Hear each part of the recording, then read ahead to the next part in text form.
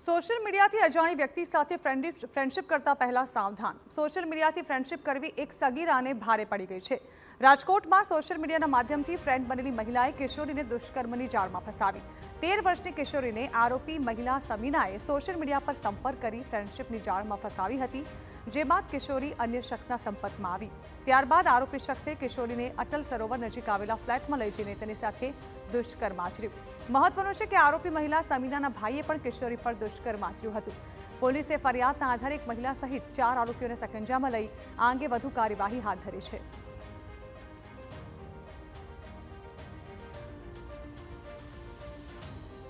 નગર police station ખાતે તારીખ 2/11/25ના રોજ એક ફરિયાદ દાખલ થયેલી છે, જેમાં ફરિયાદીએ પોતાની દીકરી, જેની ઉંમર 13 વર્ષ 7 મહિનાની છે, તેની સાથે તેની એક ઇન્સ્ટાગ્રામથી મિત્ર થયેલી સમીનાબેન છે, તેની સાથે મિત્રતા થયેલી। મિત્રતાના આધારે સમીનાબેન તેના બોયફ્રેન્ડ ફૈજાન છે, ફૈજાન સાથે મળી અને એમને એક સતીશ વિજયભાઈ ગોહિલની એમને ઓળખાણ કરાવેલી પછી તેની સાથે મોકલી, જેથી આ સતીશ જે છે એને અટલ સરોવર પાસે લઈ ગયેલો અને તેની સાથે કંઈક દુષ્કર્મ આચરેલું।